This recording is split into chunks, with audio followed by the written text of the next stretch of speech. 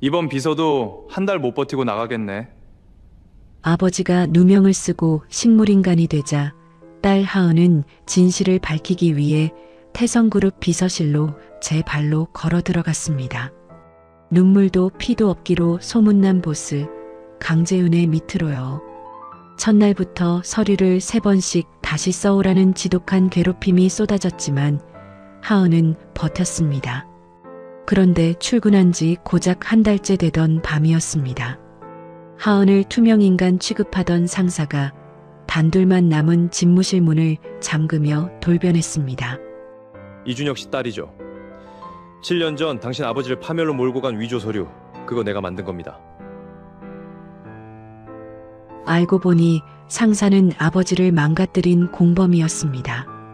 이 숨막히는 복수극의 결말이 궁금하시다면 지금 구독과 좋아요를 먼저 꼭 눌러주세요. 그리고 이 영상을 어디서 듣고 계시는지 댓글로 남겨주시면 여러분의 삶에 큰 행운이 찾아오도록 진심을 담아 기원해드리겠습니다. 차가운 형광등 불빛이 복도 끝까지 길게 뻗어 있었습니다. 새벽 2시가 넘은 시각이었습니다. 서울 마포구 한 대학병원 3층 복도는 낮과 다른 얼굴을 하고 있었습니다. 간호사 한 명이 조용히 카트를 밀고 지나갔고 저 멀리 병실 어딘가에서 기계음이 낮게 울렸습니다. 이하은은 병실 창문 앞에 서 있었습니다. 유리 너머로 아버지 이준혁의 얼굴이 보였습니다. 산소호흡기가 코와 입을 덮고 있었고 그 아래로 가슴이 느리게 오르내리고 있었습니다. 하은의 손에는 종이 한 장이 쥐어져 있었습니다. 태성그룹 비서 경력직 채용 공고였습니다. 몇 번이나 접었다 폈는지 종이 가운데 접힌 선이 하얗게 달아 있었습니다. 가방 안에는 고지서가 3장 들어 있었습니다. 하은은 병실 문을 등지고 복도 벽에 기댄 채 그것들을 꺼내 한번 훑었습니다. 숫자들이 줄을 서 있었지만 더 이상 놀랍지 않았습니다. 하은은 고지서를 다시 접어 가방 깊숙이 밀어 넣었습니다. 얼굴에는 아무것도 지나가지 않았습니다. 면접은 사흘 뒤였습니다. 태성그룹 본사 16층 대기실에는 지원자 6명이 나란히 앉아 있었습니다. 대부분 20대 후반, 깔끔하게 차려입고 무릎 위에 서류 봉투를 올려둔 모습이었습니다. 그중 몇 명이 하은을 흘끔거렸습니다. 나이가 가장 많아 보이는 사람이었기 때문이었습니다. 하은은 정면을 바라보았습니다. 등받이에 기대지 않은 채 두 손을 무릎 위에 단정히 모으고 앉아 있었습니다. 면접실 안은 조용하고 서늘했습니다. 면접관이 이력서를 훑다가 고개를 들었습니다.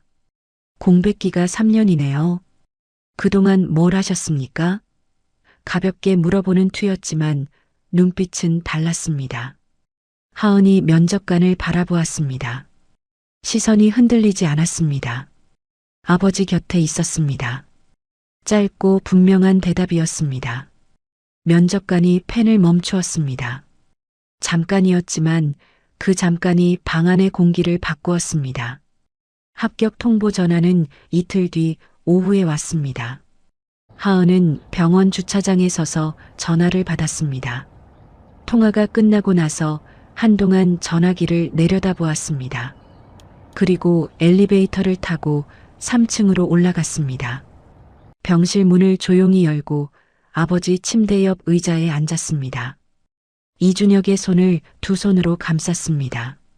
손등에 핏기가 가시고 손가락 마디가 앙상하게 드러나 있었습니다. 하은은 그 손을 꼭 쥔 채 낮게 말했습니다. 아버지, 다녀올게요. 이준혁은 눈을 뜨지 않았습니다. 산소호흡기 소리만 규칙적으로 이어졌습니다. 출근 첫날 아침이었습니다. 하은은 원룸 거울 앞에 서서 머리를 단정히 묶었습니다. 핀을 꽂다가 손이 잠깐 멈추었습니다. 서랍 한쪽에 낡은 명함 한 장이 놓여 있었습니다. 하나테크 대표이사 이준혁. 모서리가 닳고 색이 바랬지만 글씨는 아직 선명했습니다. 하은은 그것을 서랍 안으로 밀어넣고 문을 닫았습니다. 태성그룹 비서실은 23층에 있었습니다. 유리문 안으로 들어서자 서늘한 공기가 먼저 닿았습니다. 선임 비서가 자리를 안내해 주었습니다. 작은 책상이었습니다. 그 앞에 앉아 짐을 정리하는데 선임이 낮게 귀띔했습니다. 저 방 있죠? 6개월 안에 3명 잘렸어요. 그냥 나가시는 게 나을 수도 있어요. 하은이 고개를 들어 선임을 바라보았습니다. 그리고 웃었습니다. 감사합니다. 얼마 지나지 않아 문이 열렸습니다. 강재윤이었습니다. 키가 크고 걸음이 반듯한 사람이었습니다. 그는 하은 쪽으로 시선 한 번 주지 않고 서류 더미를 내려놓았습니다. 검토해서 가져오세요. 하은이 서류를 집어들었습니다. 첫 장부터 빨간 줄이 가득했습니다. 고칠 부분마다 짧은 메모가 붙어 있었는데 글씨는 작고 날카로웠습니다. 재윤은 이미 집무실 안으로 들어가고 있었습니다. 3번 다시 써오세요. 문이 닫혔습니다. 그날 저녁 하은은 임상구를 만났습니다. 마포구 골목 안쪽 작은 식당이었습니다. 기름 냄새와 찌개 끓는 소리가 뒤섞인 곳이었습니다. 임상구는 구석자리에 앉아 있었습니다. 하나테크 시절과 달리 머리가 많이 새어 있었고 양쪽 눈가에 주름이 깊이 패어 있었습니다. 그는 하은을 보자 자리에서 일어나려다 멈추었습니다. 그리고 봉투 하나를 테이블 위에 내밀었습니다. 이게 내가 할 수 있는 전부요. 더는 못해요. 목소리가 낮았습니다. 오래 무언가를 참아온 사람의 목소리였습니다. 하은이 그 봉투를 받아들었습니다.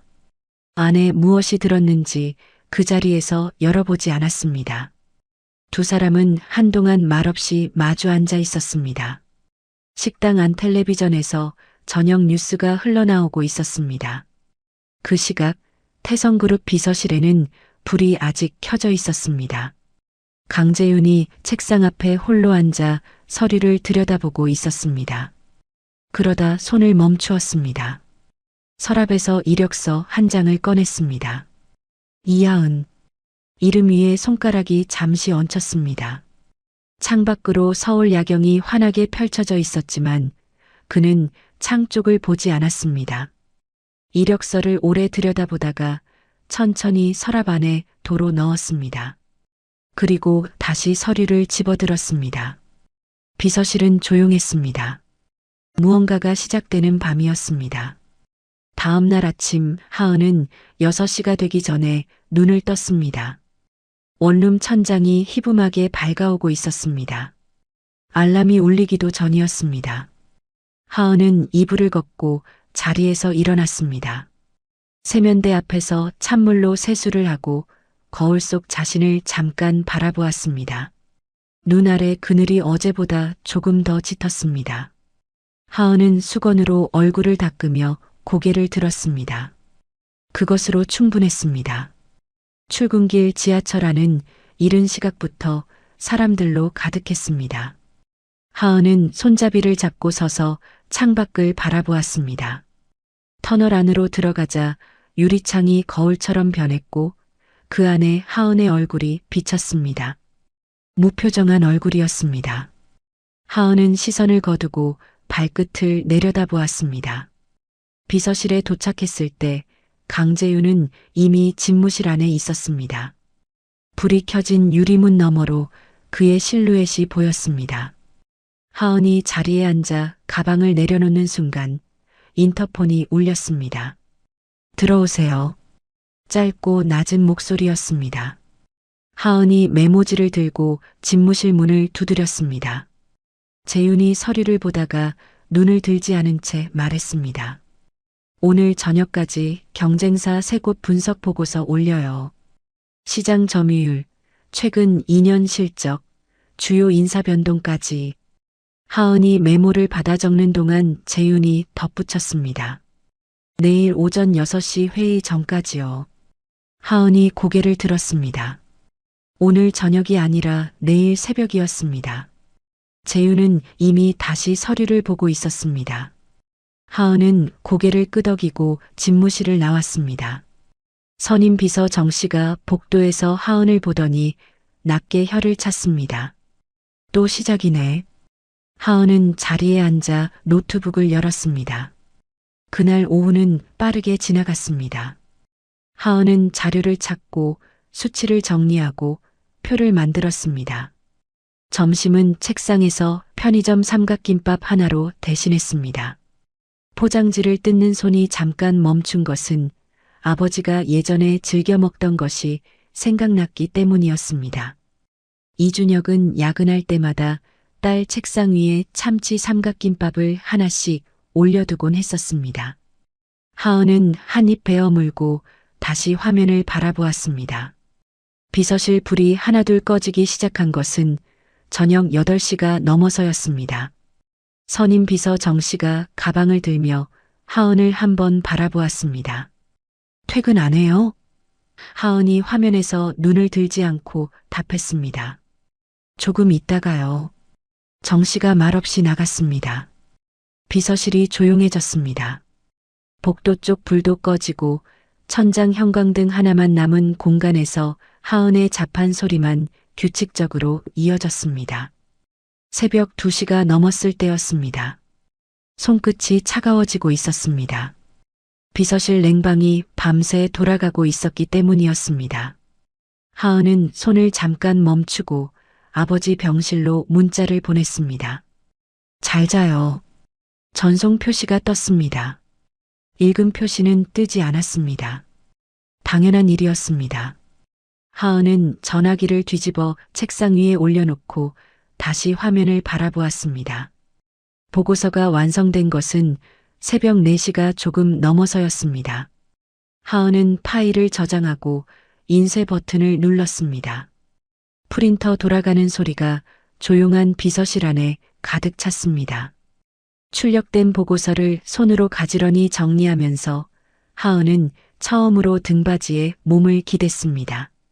천장을 잠깐 올려다보았습니다. 눈이 뻑뻑했습니다.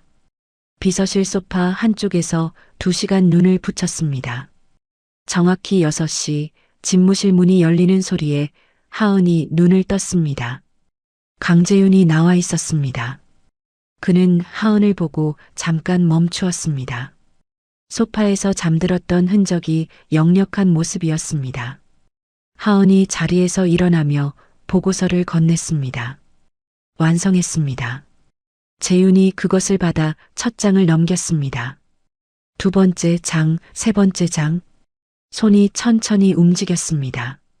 그리고 재윤이 말했습니다. 앉아요. 하은이 고개를 들었습니다. 재윤은 이미 보고서를 들고 집무실 쪽으로 걸어가고 있었습니다. 처음으로 앉으라는 말을 한 것이었습니다. 잠시 후였습니다.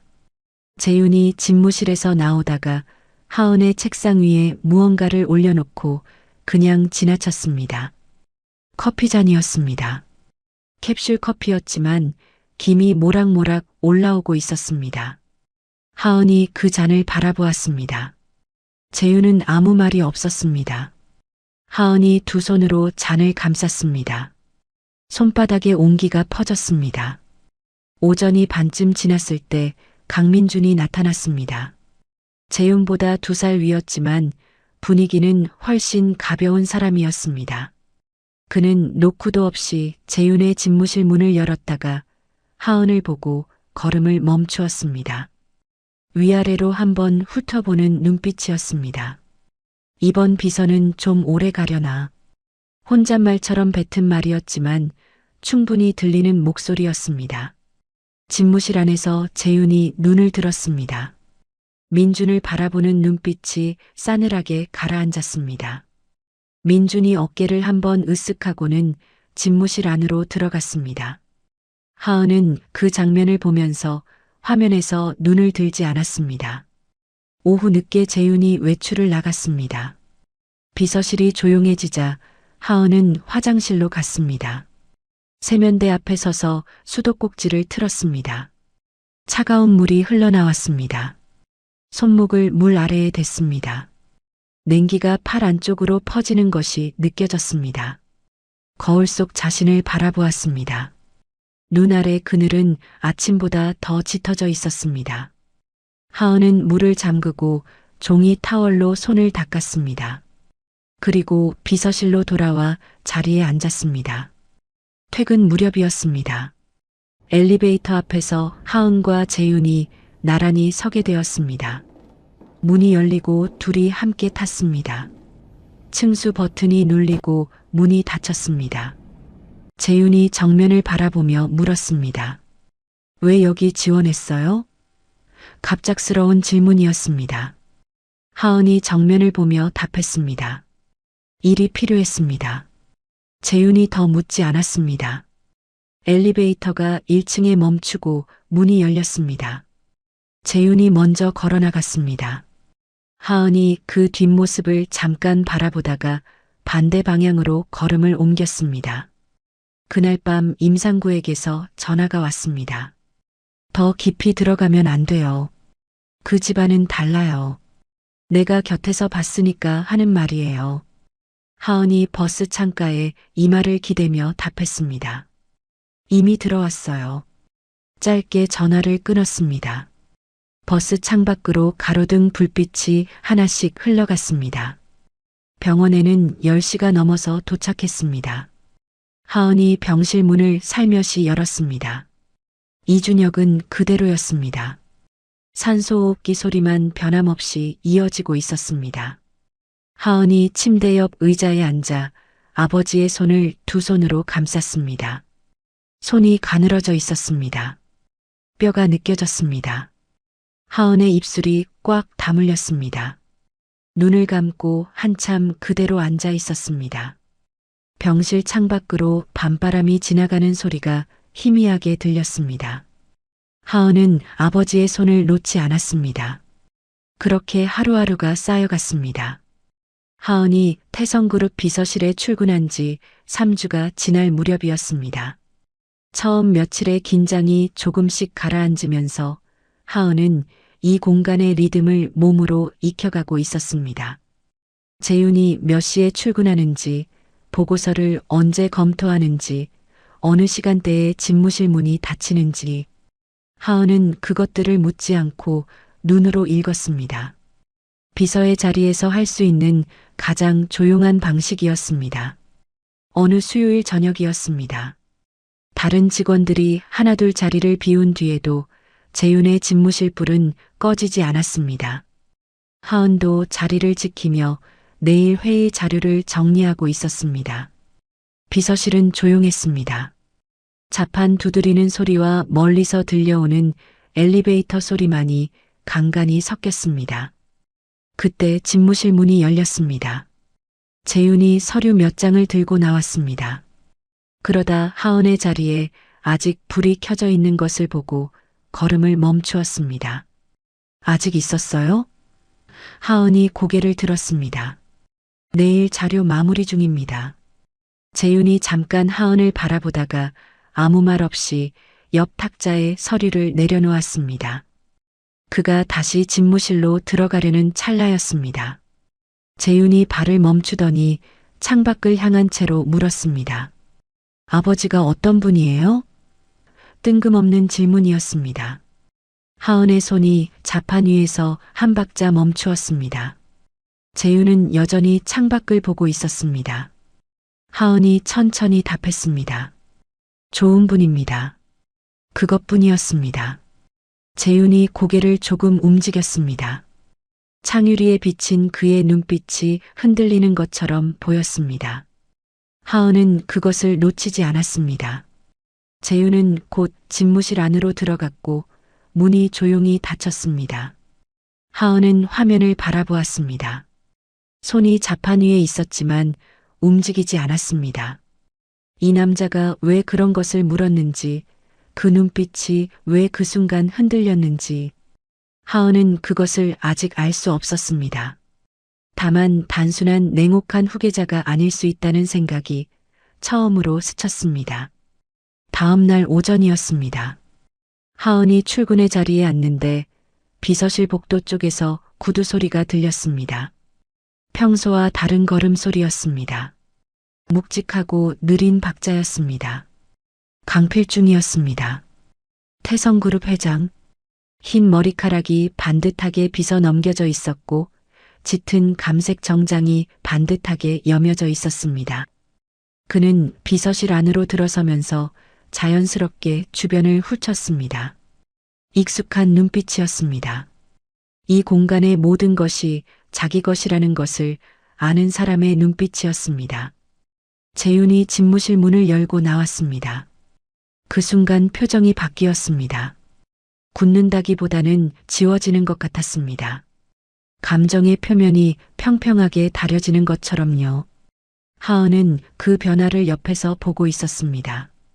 강필중이 재윤에게 가볍게 손을 들어 보이며 말했습니다. 잠깐 얘기 좀 하지. 재윤이 고개를 끄덕이고 집무실 문을 다시 열었습니다. 들어가기 직전 강필중이 하은 쪽으로 시선을 돌렸습니다.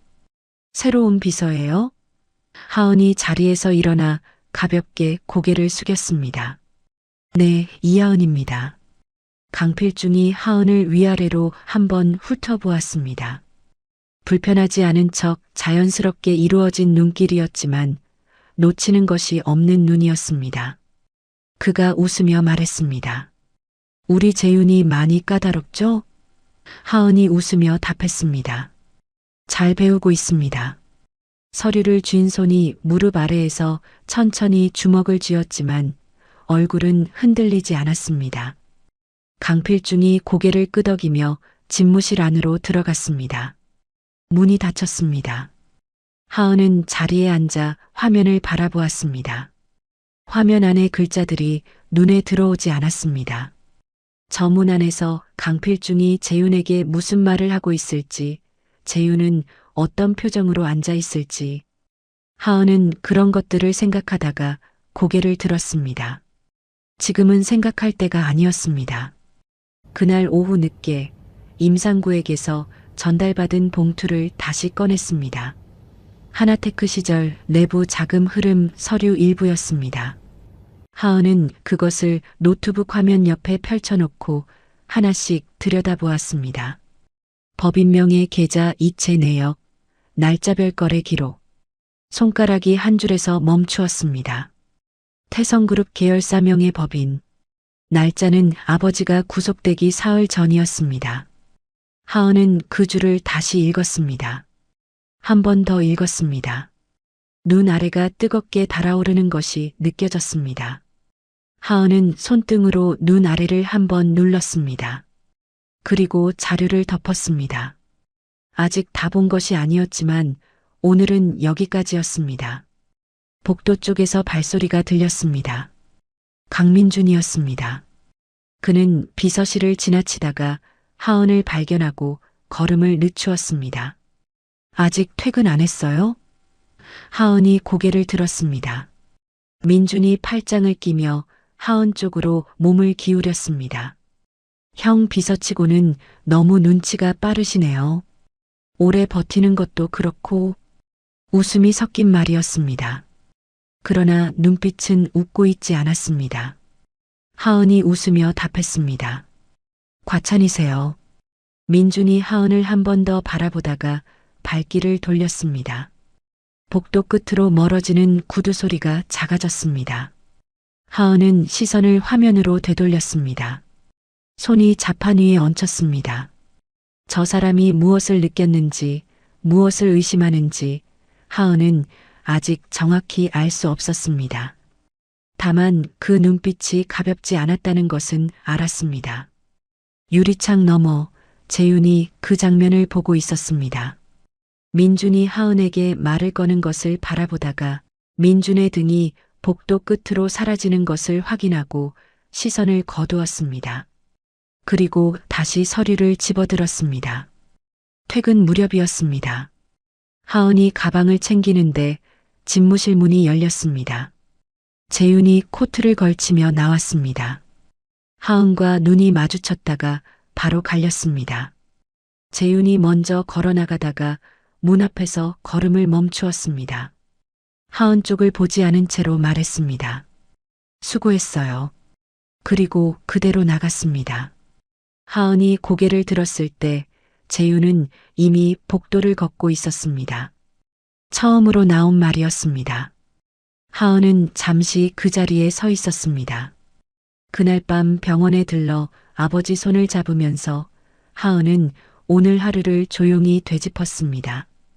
강필중의 눈빛, 재윤의 굳어지는 표정, 민준의 날카로운 말 한마디, 그리고 문 앞에서 멈추어 건넨 짧은 인사. 퍼즐 조각들처럼 하나씩 놓여 있었지만 아직 어디에 맞춰야 하는지 보이지 않는 것들이었습니다. 이준혁의 손이 하은의 손 안에서 가만히 있었습니다. 병실 밖으로 밤바람 소리가 희미하게 들렸습니다.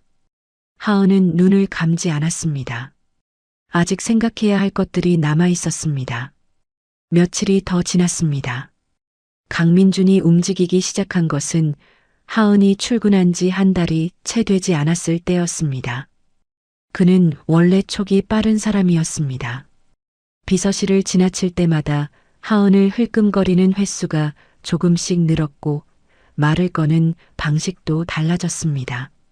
처음에는 가볍게 지나치는 농담이었다면 요즘은 잠깐씩 걸음을 멈추고 하은의 책상 위를 눈으로 훑는 버릇이 생겼습니다.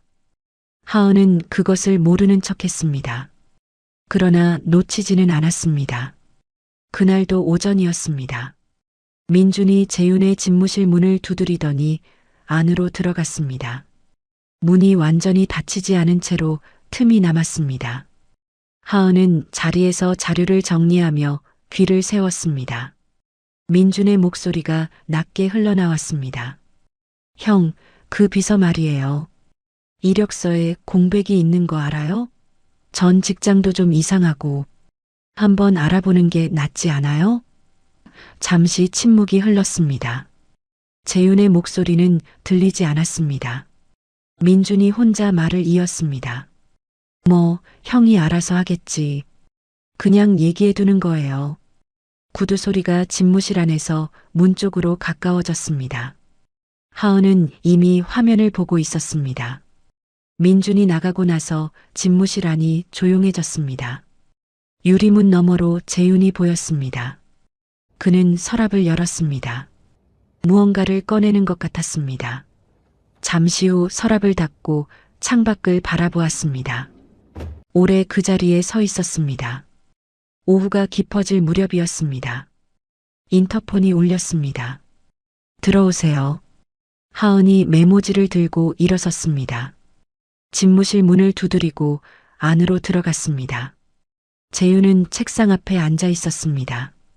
그런데 앞에 서류가 없었습니다. 책상 위가 비어 있었습니다. 재윤이 말했습니다. 문 닫아요. 하은이 뒤돌아 문을 당겨 닫았습니다. 찰칵 소리와 함께 집무실이 완전히 차단되었습니다. 하은이 다시 재윤을 바라보았습니다. 재윤은 책상 위에 두 손을 가지런히 올려놓은 채 하은을 보고 있었습니다. 평소와 다른 눈빛이었습니다. 업무를 지시할 때의 차갑고 빠른 눈빛이 아니었습니다. 무언가를 오래 생각한 사람의 눈빛이었습니다. 하은이 먼저 입을 열려는 순간이었습니다. 재윤이 말했습니다. 이준혁 씨 딸이죠? 방 안의 공기가 달라졌습니다. 하은의 손이 메모지를 쥔 채로 멈추었습니다. 심장이 한 방 늦게 뛰는 것 같은 느낌이었습니다. 하은은 재윤을 바라보았습니다. 표정을 읽으려 했지만 읽히지 않았습니다. 재윤이 하은의 눈을 피하지 않은 채 덧붙였습니다. 그날 거기 있었으니까요. 짧고 낮은 말이었습니다. 그러나 그 안에 담긴 무게가 방 안으로 천천히 퍼졌습니다. 하은은 숨을 한번 고르고 입을 열었습니다. 맞습니다. 인정이었습니다. 부정할 이유도 숨길 방법도 없었습니다. 재윤이 이미 알고 있는 상태에서 거짓말을 보태는 것은 더 위험한 일이었습니다. 재윤이 하은을 바라보았습니다. 하은도 재윤을 바라보았습니다. 두 사람이 한동안 말없이 마주 앉아 있었습니다. 창밖에서 바람 소리가 희미하게 들렸습니다. 재윤이 시선을 창밖으로 돌렸습니다. 그리고 천천히 말을 이었습니다. 그날이 어떤 날인지 알아요? 7년 전입니다. 나는 아버지 집무실에 볼 일이 있어서 들어갔다가 들어가지 말았어야 할 순간에 들어간 거예요. 말을 멈추었습니다. 목 근육이 한번 크게 움직였습니다. 문서를 조작하는 지시를 내리는 장면이었습니다. 하나테크 관련 서류였어요. 이름이 있었고 날짜가 있었고 돈이 있었습니다. 재윤의 손이 책상 위에서 가만히 있었습니다. 움직이지 않았습니다. 하은은 그 말을 들으며 눈을 깜빡이지 않았습니다. 재윤이 계속했습니다. 그 자리에서 나왔습니다. 그리고 아무 말도 하지 않았어요. 창밖을 바라보는 채로 말을 멈추었습니다. 냉방 바람 소리만 낮게 흘렀습니다. 하은이 입을 열었습니다. 왜 말하지 않았습니까? 질문이라기보다는 확인이었습니다. 재윤이 창밖에서 시선을 거두어 하은을 바라보았습니다. 겁쟁이였으니까요. 짧고 분명했습니다. 변명도 이유도 붙이지 않은 말이었습니다. 하은이 재윤의 얼굴을 바라보았습니다. 그 눈 안에 오래 묵혀온 것이 담겨 있는 것처럼 보였습니다. 할 수 있는 말이 없었습니다. 재윤이 먼저 시선을 거두었습니다. 서류를 집어들었습니다. 내일도 출근하세요. 그것뿐이었습니다. 하은을 내치지 않겠다는 뜻이었습니다. 더 설명하지 않았습니다. 하은은 자리에서 일어났습니다. 집무실 문을 열고 나왔습니다. 문이 등 뒤에서 조용히 닫혔습니다. 복도에 혼자 서는 순간 하은의 다리에서 힘이 빠지는 것 같았습니다. 벽에 등을 기댔습니다. 손이 떨리고 있었습니다. 메모지가 구겨질 만큼 쥐어져 있었습니다. 하은은 눈을 감고 숨을 천천히 들이마셨습니다. 코끝에서 냉방 공기의 차가운 냄새가 났습니다. 한 번, 두 번, 숨을 고르고 나서 눈을 떴습니다. 복도 끝 창문으로 오후 햇살이 비스듬히 들어오고 있었습니다. 엘리베이터를 타고 내려가 건물 밖으로 나왔습니다. 벤치에 앉아 임상구에게 전화를 걸었습니다. 강재윤이 그날을 알고 있어요. 아버지 이름도 알고 있고요. 직접 목격했다고 했습니다. 전화기 너머로 임상구가 숨을 삼키는 소리가 들렸습니다. 긴 침묵이 흘렀습니다. 그리고 임상구가 말했습니다. 조심해요. 그게 함정일 수도 있어요. 그 집 아들이에요, 결국은. 하은이 정면을 바라보았습니다. 알고 있어요. 전화를 끊었습니다. 벤치 앞으로 바람이 한 줄기 지나갔습니다. 그날 밤 병원에 들렀습니다. 하은이 침대 옆에 앉아 아버지의 손을 감쌌습니다. 믿어도 되는가? 아니면 또 하나의 덫인가? 두 가지 생각이 머릿속에서 동시에 흘렀습니다. 그러나 손은 이미 결정을 내린 것처럼 아버지의 손을 놓지 않고 있었습니다. 병실 창밖으로 밤이 깊어지고 있었습니다. 그 밤이 지나고 며칠이 흘렀습니다. 재윤은 그 대화 이후 먼저 말을 꺼내지 않았습니다. 하은도 꺼내지 않았습니다. 집무실 문은 여전히 같은 시각에 열렸고 인터폰은 여전히 같은 톤으로 울렸습니다.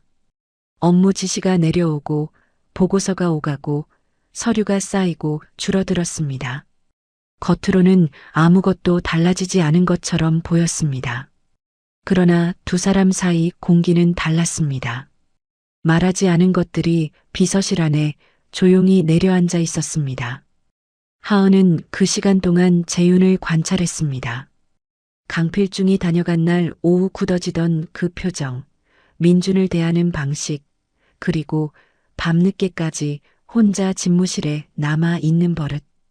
재윤은 늘 마지막까지 자리를 지키는 사람이었습니다. 불이 꺼진 비서실에서 집무실 유리문 너머로 그의 실루엣이 보일 때마다 하은은 저 사람이 무엇을 감당하고 있는지 알 수 없다고 생각했습니다. 그날도 야근이었습니다. 비서실 직원들이 모두 퇴근하고 나서 1시간이 지났을 때였습니다. 하은이 자료를 정리하고 있는데 집무실 쪽에서 인기척이 들렸습니다. 문이 열리는 소리가 아니었습니다. 의자가 뒤로 밀리는 소리, 그리고 창가 쪽으로 걸음이 옮겨지는 소리였습니다. 하은이 유리문 쪽을 보았습니다. 재윤이 창밖을 바라보고 서 있었습니다. 블라인드가 열려 있어서 서울 야경이 유리창 너머로 펼쳐져 있었습니다. 그러나 재윤은 그 야경을 보는 것 같지 않았습니다. 그냥 서 있었습니다. 오래, 아주 오래요. 어깨가 평소보다 조금 내려가 있었습니다. 하은은 그 뒷모습을 보다가 자리에서 일어났습니다. 탕비실에서 캡슐 커피를 내렸습니다. 재윤이 마시는 것과 같은 종류였습니다. 김이 오르는 잔을 들고 집무실 문을 두드렸습니다. 들어오세요. 하은이 문을 열고 커피잔을 책상 위에 내려놓았습니다. 재윤이 창가에서 돌아보았습니다. 하은은 아무 말도 하지 않았습니다. 그냥 고개를 한번 끄덕이고 돌아섰습니다. 문 앞에 거의 다 왔을 때였습니다. 잠깐요. 재윤의 목소리였습니다. 하은이 멈추었습니다. 재윤이 말했습니다. 앉아요. 하은이 돌아서서 소파 한쪽에 앉았습니다. 재윤은 커피잔을 들고 창가 쪽 의자에 앉았습니다. 잔을 두 손으로 감싸고 한동안 말이 없었습니다. 집무실 안이 조용했습니다. 냉방 소리만 낮게 흘렀습니다. 그리고 재윤이 입을 열었습니다. 그날 이후로 단 한순간도 발 뻗고 잔 적이 없습니다. 커피잔을 바라보며 말했습니다. 눈을 들지 않았습니다. 내 눈으로 직접 보고도 내 가족을 지키기 위해 침묵했던 대가가 7년 동안 이 서랍 속에 이력서 한 장으로 남을 줄은 몰랐습니다. 재윤이 잔을 천천히 내려놓았습니다. 처음 이하은 씨 이력서를 보았을 때 올 것이 왔다고 생각했습니다. 숨겨둔 죄책감이 마침내 내 목덜미를 잡은 것 같았죠. 하은은 소파에 앉아 손을 무릎 위에 올려놓고 있었습니다. 손가락 끝에 힘이 들어가는 것이 느껴졌습니다. 당신을 내치지 않은 건 나 편하자고 한 짓이 아닙니다. 이 비서실에서 내가 무얼 감당하고 있는지 끝까지 지켜보라는 뜻입니다. 재윤이 처음으로 하은을 바라보았습니다. 7년 동안 묵혀온 무거운 부채감이 그 눈 속에 가득 차 있었습니다. 그 말이 집무실 안에 내려앉았습니다. 하은이 물었습니다. 왜 이제 와서 그런 이야기를 제게 하십니까? 재윤이 답했습니다. 이제 더는 도망칠 곳이 없으니까요. 변명도 이유도 없었습니다. 딱 그 말뿐이었습니다. 두 사람이 한동안 말없이 마주 앉아 있었습니다. 창밖으로 바람이 지나가는 소리가 희미하게 들렸습니다. 재윤이 자리에서 일어섰습니다. 그리고 창밖을 바라보며 말했습니다. 내가 할 수 있는 걸 하겠습니다. 선언도 약속도 아닌 말투였습니다. 그냥 결정을 내린 사람이 조용히 꺼내는 말처럼 들렸습니다. 하은이 그 말을 들었습니다. 오래 들었습니다. 그리고 자리에서 일어났습니다. 감사합니다.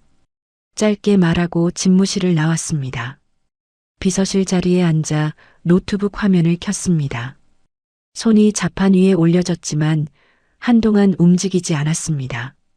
재윤의 말이 귓속에서 천천히 다시 울렸습니다. 더는 도망칠 곳이 없다는 그 낮고 가라앉은 목소리. 그것이 원수의 아들이 뱉어낸 비겁한 변명이 아니라 오랜 시간 죄책감에 갉아먹힌 사람의 절박한 고백처럼 들렸다는 사실이 오히려 하은의 가슴 한쪽을 조용히 눌렀습니다. 원망해야 마땅한 사람에게서 묘한 부채감이 느껴지는 밤이었습니다. 병원에 도착한 것은 밤 10시가 넘어서였습니다. 하은이 병실 문을 열고 들어가 아버지 침대 옆에 앉았습니다. 이준혁의 손을 두 손으로 감쌌습니다. 손이 오늘따라 더 가늘게 느껴졌습니다. 뼈마디가 손바닥에 그대로 닿았습니다. 하은이 그 손을 꼭 쥐었습니다. 아버지, 조금만 기다려요. 목소리가 낮게 깔렸습니다. 그 순간이었습니다. 이준혁의 손가락이 아주 미세하게 움직였습니다. 꽉 쥐는 것도 아니었고 확실한 반응도 아니었습니다.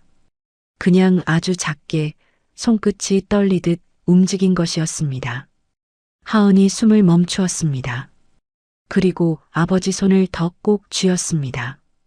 산소호흡기 소리가 변함없이 이어졌습니다.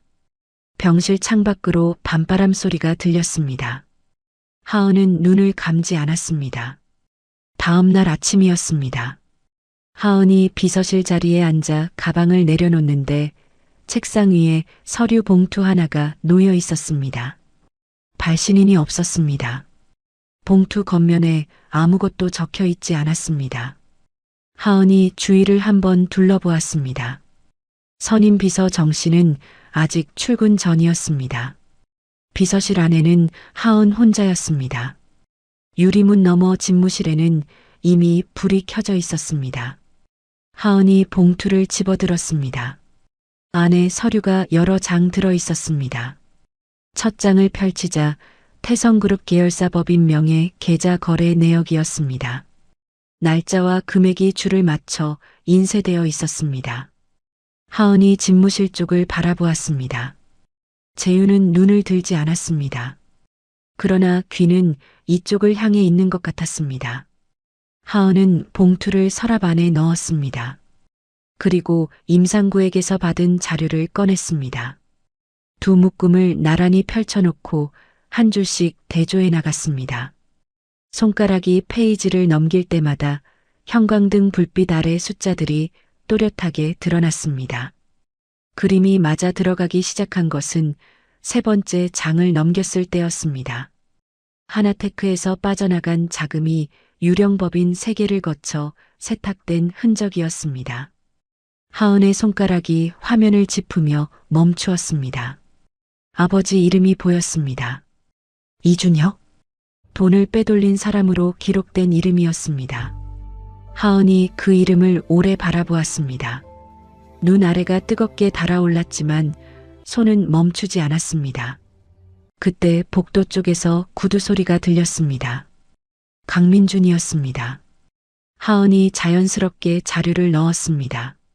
민준이 비서실 안으로 들어오면서 하은의 책상 위를 눈으로 훑었습니다. 오늘도 일찍 왔네요. 하은이 고개를 들며 웃었습니다. 출근 시간이 이렇습니다. 민준이 잠깐 하은을 바라보다가 집무실 쪽으로 걸어갔습니다. 문을 두드리고 들어갔습니다. 하은은 서랍 안에 봉투를 손가락 끝으로 짚었습니다. 열지 않았습니다. 점심이 지나고 오후가 깊어질 무렵이었습니다. 하은이 자리에서 일어나 집무실 문을 두드렸습니다. 들어오세요. 하은이 문을 열고 들어갔습니다. 드릴 말씀이 있습니다. 재윤이 고개를 들었습니다. 하은이 가방에서 임상구 자료와 오늘 아침 봉투 안의 서류를 꺼내 책상 위에 나란히 펼쳐 놓았습니다. 두 묶음이 나란히 놓이자 재윤이 몸을 앞으로 기울였습니다. 두 사람이 처음으로 같은 화면을 들여다보는 순간이었습니다. 집무실 안이 조용해졌습니다. 재윤이 손가락으로 한 부분을 짚었습니다. 이 계좌. 잠깐 말을 멈추었습니다. 제가 아는 이름이에요. 하은이 고개를 들었습니다. 재윤이 하은을 바라보았습니다. 두 사람의 눈이 마주쳤습니다.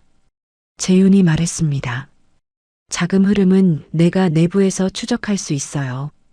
법무팀 통하지 않고도 볼 수 있는 경로가 있습니다. 하은이 답했습니다. 외부 증거는 제가 확보하겠습니다. 재윤이 고개를 끄덕였습니다. 두 사람이 처음으로 같은 방향을 바라보고 있었습니다. 말이 많지 않았습니다. 그러나 그 짧은 말들 안에 합의가 담겨 있었습니다. 재윤이 자리에서 일어서며 말했습니다. 빨리 끝냅시다. 하은이 짧게 고개를 끄덕였습니다. 집무실을 나오면서 하은은 숨을 한번 고르게 내쉬었습니다. 처음으로 혼자가 아닌 것 같은 느낌이었습니다. 그러나 그 느낌을 오래 붙잡지 않았습니다. 아직 확인해야 할 것들이 남아 있었습니다. 퇴근 후였습니다. 하은이 건물 밖으로 나오는데 전화가 울렸습니다. 임상구였습니다. 강재윤도 믿으면 안 돼요. 아무리 그래도 그 집 아들이에요. 하은이 걸음을 멈추지 않은 채 답했습니다. 알고 있어요. 임상구가 낮게 말을 이었습니다. 알면서도 가는 거예요? 하은이 잠깐 창밖을 바라보았습니다. 건물 유리창에 저녁 하늘이 비쳤습니다. 그리고 답했습니다. 멈출 수 없어요. 전화가 끊겼습니다. 발걸음은 멈추지 않았습니다. 병원에 도착한 것은 밤 9시가 넘어서였습니다. 병실 문을 열자 야간 조명이 낮게 켜져 있었습니다. 이준혁은 그대로였습니다. 산소호흡기 소리가 규칙적으로 이어졌습니다. 하은이 침대 옆 의자를 당겨 앉았습니다. 아버지의 손을 두 손으로 감쌌습니다. 어제 그 미세한 움직임이 오늘도 있을까 기다렸습니다. 이준혁의 손은 조용했습니다. 그래도 하은은 손을 놓지 않았습니다. 오늘 재윤과 나란히 앉아 같은 서류를 들여다보던 그 시간이 머릿속에서 천천히 다시 흘렀습니다. 믿어도 되는가? 아직 완전히 알 수 없었습니다. 그러나 지금 이 자리에서 멈출 수는 없었습니다. 병실 창밖으로 밤바람이 낮게 지나갔습니다. 하은은 눈을 감지하는 채 아버지의 손을 쥐고 있었습니다. 그날 밤이 지나고 사흘째 되는 아침이었습니다. 하은이 비서실 문을 열고 들어서는데 분위기가 달랐습니다. 선임 비서 정 씨가 자리에 앉아 화면을 보고 있었는데 하은과 눈이 마주치자 시선을 빠르게 거두었습니다.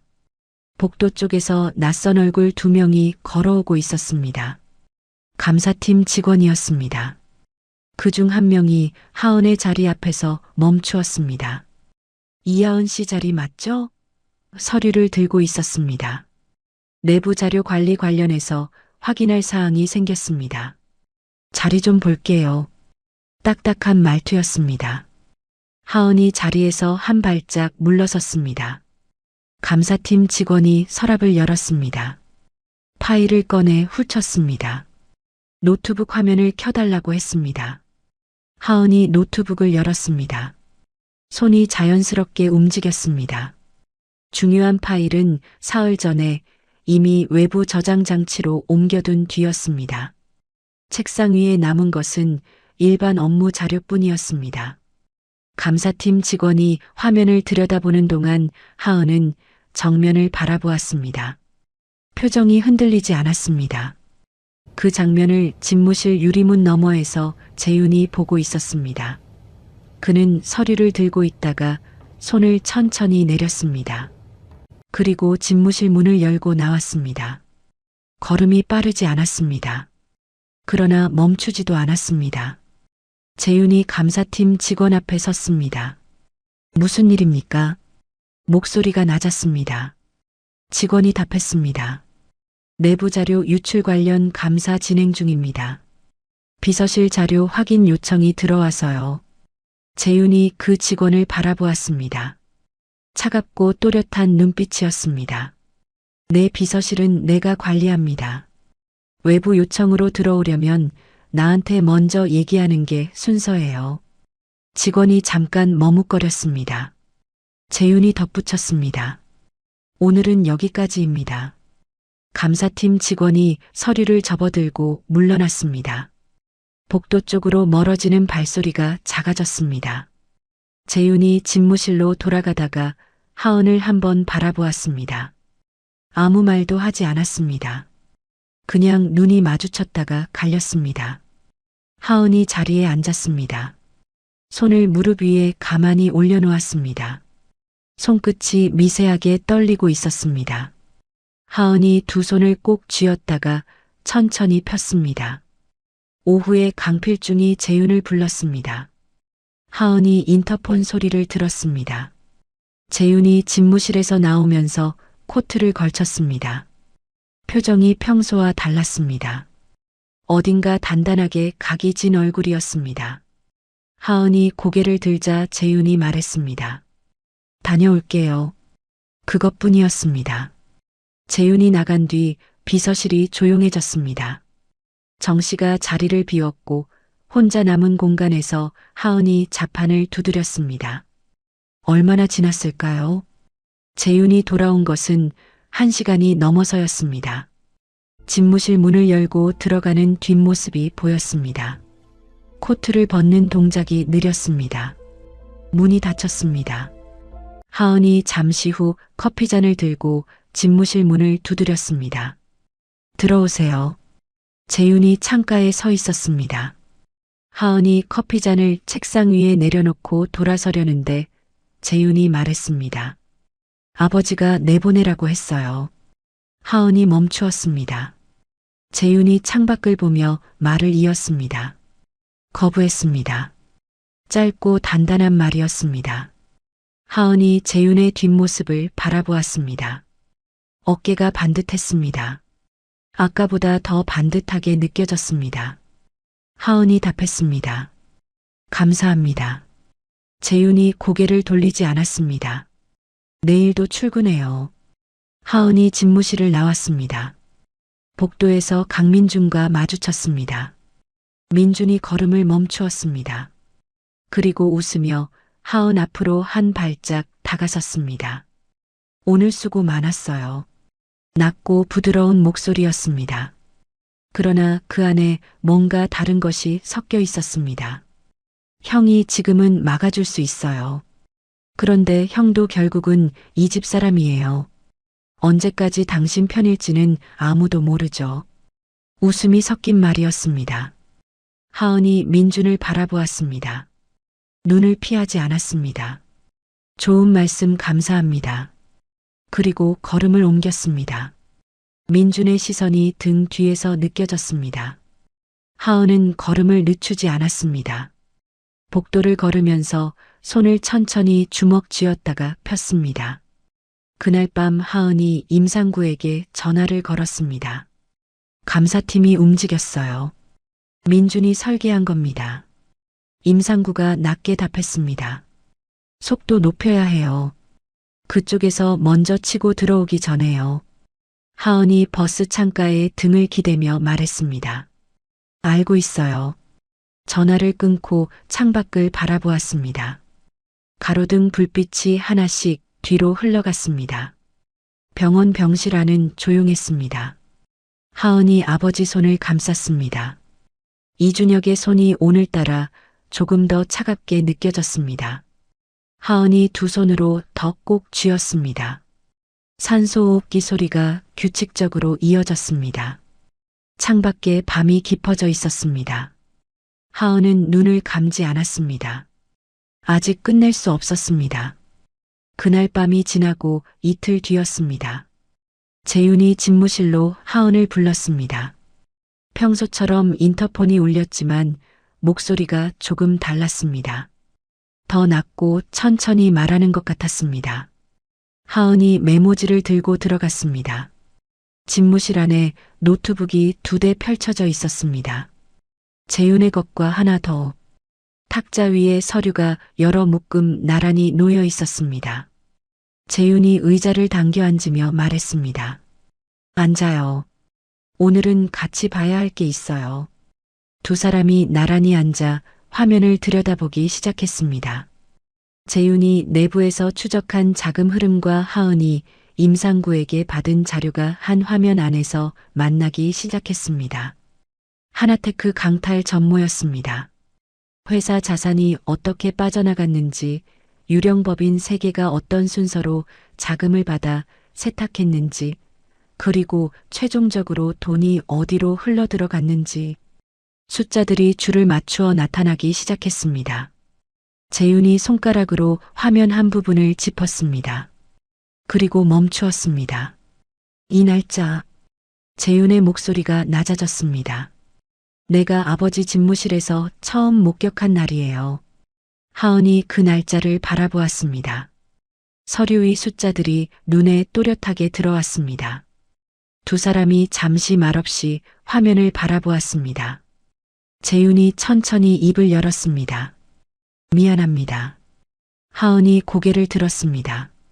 재윤이 화면을 보며 말을 이었습니다. 7년 전에 했어야 할 말이에요. 그때 말했더라면 이렇게까지 오지 않았을 겁니다. 하은이 재윤을 바라보았습니다.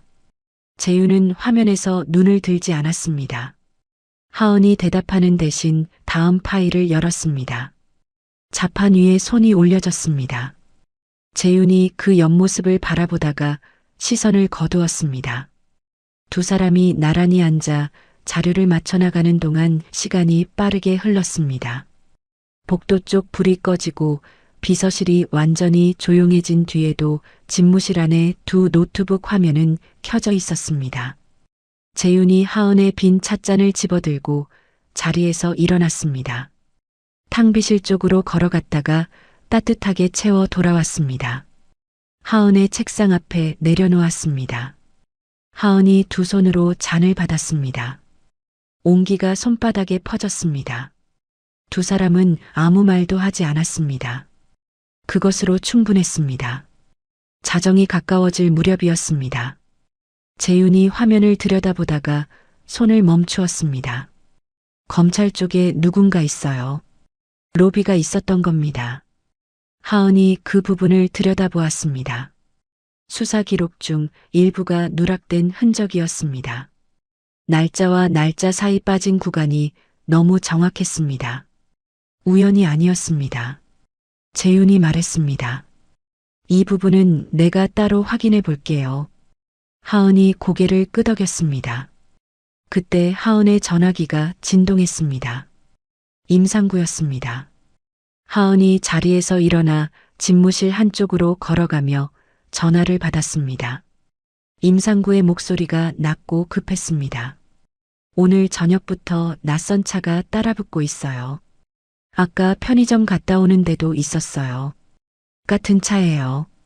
하은이 등이 곧게 서는 것을 느꼈습니다. 확실합니까? 확실해요. 번호판 다른 차인데 운전자가 같아요. 하은이 재윤을 바라보았습니다. 재윤이 하은의 표정을 읽고 자리에서 일어났습니다. 하은이 전화를 끊고 재윤에게 말했습니다. 임상구 씨 미행이 붙었습니다. 재윤의 눈빛이 순식간에 달라졌습니다. 생각하는 시간이 짧았습니다. 지금 어디예요? 하은이 답했습니다. 마포 자택이요. 재윤이 코트를 집어들었습니다. 내가 직접 가겠습니다. 하은이 따라 일어서려는데 재윤이 말했습니다. 여기 있어요. 혼자 움직이는 게 낫습니다. 하은이 멈추었습니다. 재윤이 집무실을 나가는 뒷모습이 보였습니다. 문이 닫혔습니다. 혼자 남은 집무실 안에서 하은은 화면을 바라보았습니다. 두 대의 노트북이 나란히 켜져 있었습니다. 재윤이 마지막으로 짚었던 날짜가 화면 위에 그대로 남아 있었습니다. 하은이 자리에 앉아 두 손을 무릎 위에 올렸습니다. 재윤을 믿어도 되는가? 임상구는 아직도 그 집 아들이라고 했습니다. 그러나 오늘 밤 재윤이 보여준 것들, 사과했던 그 목소리, 그리고 코트를 집어들고 나간 그 걸음이 하은의 머릿속에서 천천히 겹쳐졌습니다. 1시간쯤 지났을 때 재윤에게서 문자가 왔습니다. 안전하게 옮겼습니다. 하은이 그 문자를 바라보았습니다. 화면을 끄지 않은 채로 한동안 그대로 있었습니다. 다음 날 아침 재윤이 출근하자마자 탁자 위에 이사회 일정이 적힌 메모를 내려놓았습니다. 3주 뒤입니다. 하은이 그 메모를 들었습니다. 재윤이 말했습니다. 그날 마이크는 내가 잡겠습니다. 하은이 고개를 들어 재윤을 바라보았습니다. 재윤의 눈빛이 흔들리지 않았습니다. 하은이 천천히 고개를 끄덕였습니다. 비서실 창밖으로 아침 햇살이 들어오고 있었습니다. 3주였습니다. 이제 카운트다운이 시작되었습니다. 3주가 흘렀습니다. 그 시간 동안 하은과 재윤은 말을 아꼈습니다. 필요한 것만 주고받았습니다. 자금 흐름 추가 확인, 검찰 로비 관련 인물 파악, 이사회 당일 스크린에 띄울 자료 순서 조율. 두 사람이 나란히 앉아 화면을 들여다보는 밤이 여러 번 반복되었습니다. 말이 많지 않아도 손이 가리키는 방향은 같았습니다. 그것으로 충분했습니다. 이사회 전날 밤이었습니다. 재윤이 집무실에 혼자 남아 있었습니다. 하은이 마지막 자료를 정리해서 들고 들어갔습니다. 재윤이 자료를 받아 첫 장부터 천천히 넘겼습니다. 손이 멈추지 않고 끝까지 갔습니다. 그리고 덮었습니다. 됐어요. 짧은 말이었습니다. 하은이 돌아서려는데 재윤이 말했습니다.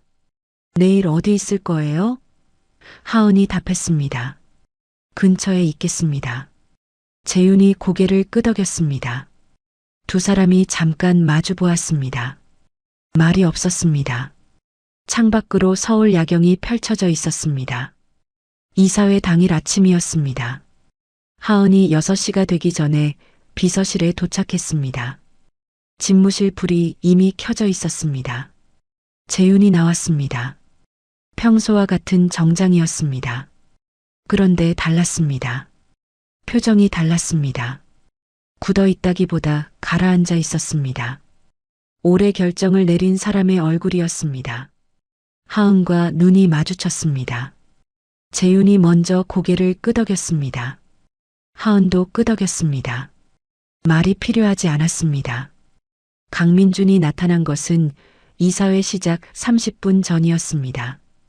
복도에서 하은을 발견하고 걸음을 늦추었습니다. 그리고 하은 앞으로 다가섰습니다. 오늘은 웃지 않았습니다. 오늘 여기서 멈춰요. 목소리가 낮고 단단했습니다. 더 가면 당신 아버지한테도 불똥 튑니다. 지금까지 모은 것 다 내려놓고 나가면 조용히 끝낼 수 있어요. 하은이 민준을 바라보았습니다. 눈을 내리깔지 않았습니다.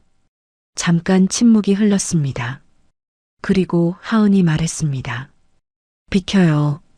민준의 눈빛이 굳었습니다. 하은이 걸음을 옮겼습니다. 민준이 팔을 뻗어 막으려는 순간이었습니다. 재윤이 복도 끝에서 걸어오고 있었습니다. 민준이 그것을 보고 팔을 내렸습니다. 재윤이 민준 옆을 지나치면서 말했습니다. 이사회 늦겠다. 그것뿐이었습니다. 세 사람이 각자의 방향으로 걸음을 옮겼습니다. 이사회실은 28층이었습니다. 긴 테이블 양쪽으로 이사들이 자리를 잡고 앉아 있었습니다. 강필중이 상석에 앉아 있었습니다. 감색 정장이 반듯하게 여며져 있었고 흰 머리카락이 단정하게 빗어 넘겨져 있었습니다. 재윤이 들어서자 이사들의 시선이 한 번 쏠렸다가 다시 흩어졌습니다. 강필중이 재윤에게 눈인사를 했습니다. 재윤이 자리에 앉았습니다. 하은은 이사회실 밖 복도에 서 있었습니다. 유리문 너머로 안이 보였습니다. 강필중이 마이크를 잡고 회의를 시작했습니다. 목소리가 낮고 안정되어 있었습니다. 이사들이 고개를 끄덕였습니다. 재윤이 정면을 바라보며 앉아 있었습니다. 손이 테이블 위에 가지런히 놓여 있었습니다. 움직이지 않았습니다. 강필중이 재윤의 경영승계를 발표하려는 순간이었습니다. 재윤이 자리에서 일어섰습니다. 이사들의 시선이 일제히 재윤에게 쏠렸습니다. 강필중이 마이크를 내리지 않은 채로 재윤을 바라보았습니다. 눈으로 경고를 보내는 것이 유리문 너머에서도 보였습니다. 재윤이 그 눈을 피하지 않았습니다. 재윤이 마이크를 잡았습니다. 이사회를 시작하기 전에 드릴 말씀이 있습니다. 목소리가 조용했습니다. 그러나 떨리지 않았습니다. 7년 전 제가 직접 목격한 것을 오늘 이 자리에서 말씀드리겠습니다. 이사들 사이에서 낮은 술렁임이 일었습니다. 강필중의 얼굴에서 혈색이 빠지는 것이 보였습니다. 재윤이 리모컨을 들었습니다. 스크린이 내려왔습니다. 하은이 준비한 자료들이 화면에 펼쳐졌습니다. 날짜, 금액, 법인 명예, 자금 흐름 경로, 그리고 이준혁이라는 이름이 어떻게 그 자리에 들어가게 되었는지. 강민준이 자리에서 벌떡 일어섰습니다. 이게 무슨 짓이에요? 재윤 쪽으로 걸음을 옮기다가 옆에 앉은 이사에게 제지되었습니다. 이사들 사이에서 낮은 탄성이 새어나왔습니다. 강필중이 마이크를 내려놓았습니다. 그리고 눈을 들었습니다. 재윤을 바라보는 눈빛이었습니다. 오래 함께 살아온 사람이 처음으로 낯선 얼굴을 보는 것 같은 눈빛이었습니다. 이사회실 문이 열렸습니다. 수사관 2명이 들어왔습니다. 강필중이 자리에서 천천히 일어섰습니다. 수갑이 채워지는 소리가 들렸습니다. 강필중이 재윤을 향해 무언가를 외쳤습니다. 목소리가 떨렸습니다. 재윤은 고개를 돌리지 않았습니다. 정면을 바라보고 있었습니다. 테이블 위 손이 가만히 있었습니다. 복도에서 그 장면을 바라보던 하은의 눈 아래가 뜨겁게 달아올랐습니다. 참았던 것이 눈가로 차오르는 것이 느껴졌습니다. 하은이 입술을 꽉 다물었습니다. 닦지 않았습니다. 그냥 그대로 서 있었습니다. 복도 창밖으로 5월 햇살이 쏟아지고 있었습니다. 7년이었습니다. 그날 밤 하은은 병원으로 갔습니다. 복도 형광등 아래를 걸으면서 눈가가 아직 뜨거웠습니다.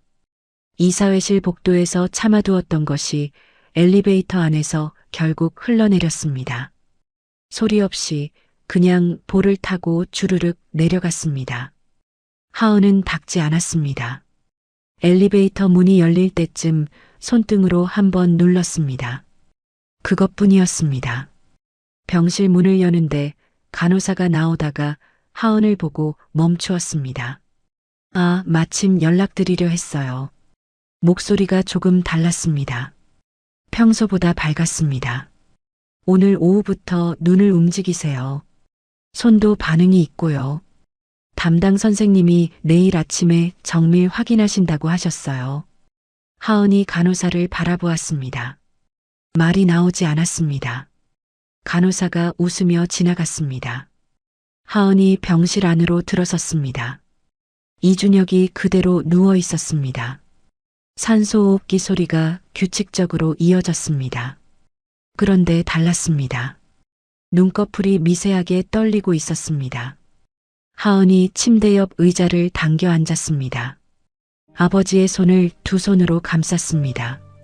그 순간 이준혁의 손가락이 움직였습니다. 지난번처럼 아주 작게가 아니었습니다. 손가락 3개가 하은의 손을 천천히 그러나 분명하게 쥐었습니다. 하은이 숨을 멈추었습니다. 눈 아래가 다시 달아올랐습니다. 이번에는 참지 않았습니다. 뜨거운 것이 볼을 타고 흘러내렸고 하은은 고개를 숙인 채 아버지 손을 더 꼭 쥐었습니다. 병실 안이 조용했습니다. 기계 소리만 변함없이 이어졌습니다. 다음 날 아침 뉴스였습니다. 하은이 병원 로비 텔레비전 앞에 서 있었습니다. 화면에 태성그룹 회장 강필중 구속이라는 자막이 흘렀습니다. 아나운서가 하나테크 강제 인수와 자금 조작, 검찰 로비 관련 전모를 읽어내려갔습니다. 그리고 이준혁이라는 이름이 화면에 떴습니다. 억울한 누명을 쓴 피해자로요. 로비 소파에 앉아있던 노인 한 명이 텔레비전을 바라보며 혀를 찼습니다. 세상에 이런 일이. 하은은 그 말을 들으며 화면을 바라보았습니다. 손이 가방 끈을 쥔 채로 움직이지 않았습니다. 법원 무죄 판결이 난 것은 그로부터 2주 뒤였습니다. 재판장이 주문을 읽는 동안 하은은 방청석에 앉아 2손을 무릎 위에 모으고 있었습니다. 목소리가 법정 안에 울렸습니다. 피고인 이준혁에 대해 무죄를 선고합니다. 그 말이 끝나는 순간 하은이 눈을 한번 감았다가 떴습니다. 천천히, 아주 천천히요. 옆자리에 앉아있던 임상구가 고개를 떨구었습니다. 어깨가 한번 크게 들썩였습니다. 하은이 그 옆모습을 바라보다가 시선을 앞으로 돌렸습니다. 법원 복도로 이준혁이 걸어 나왔습니다. 몸이 많이 야위어 있었습니다. 입고 있는 옷이 헐렁하게 보였습니다. 그러나 걸음이 반듯했습니다. 예전 그대로의 걸음이었습니다.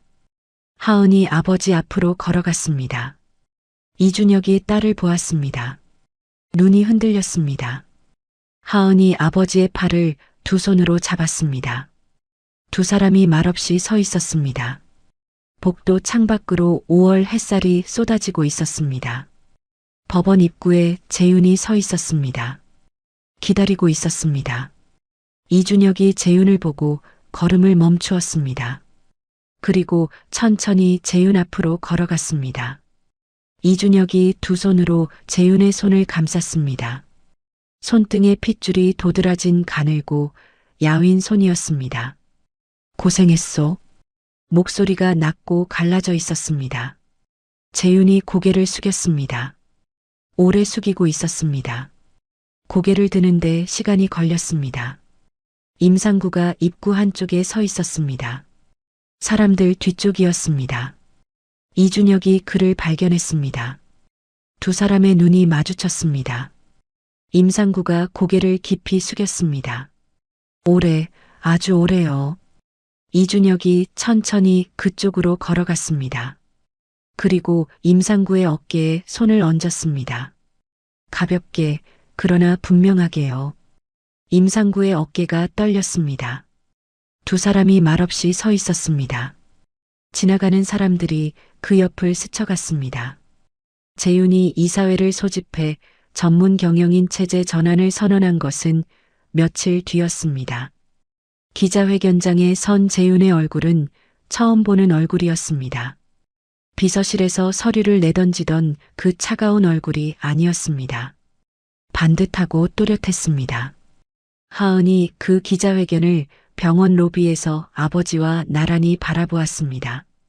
이준혁이 화면 속 재윤을 오래 바라보다가 딸의 손을 잡았습니다. 아무 말도 하지 않았습니다. 하나테크가 이준혁의 이름으로 돌아온 것은 그로부터 한 달 뒤였습니다. 하은이 빈 사무실 안에 혼자 서 있었습니다. 책상도 없고 의자도 없는 공간이었습니다. 바닥에 햇살이 길게 들어와 있었습니다. 하은이 창문을 열었습니다. 봄 냄새가 들어왔습니다. 따뜻하고 부드러운 공기였습니다. 눈 아래가 달아올랐습니다. 그런데 이번에는 웃음이 먼저 나왔습니다. 소리 없이 그냥 입꼬리가 올라갔습니다. 재윤이 사무실 문 앞에 서 있었습니다. 언제 왔는지 몰랐습니다. 하은이 돌아보았습니다.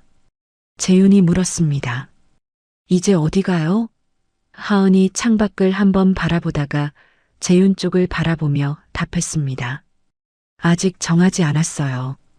재윤이 문가에서 걸어 들어왔습니다. 두 사람이 나란히 창밖을 바라보았습니다. 봄볕이 사무실 바닥 위로 길게 뻗어 있었습니다. 말이 없었습니다. 그것으로 충분했습니다.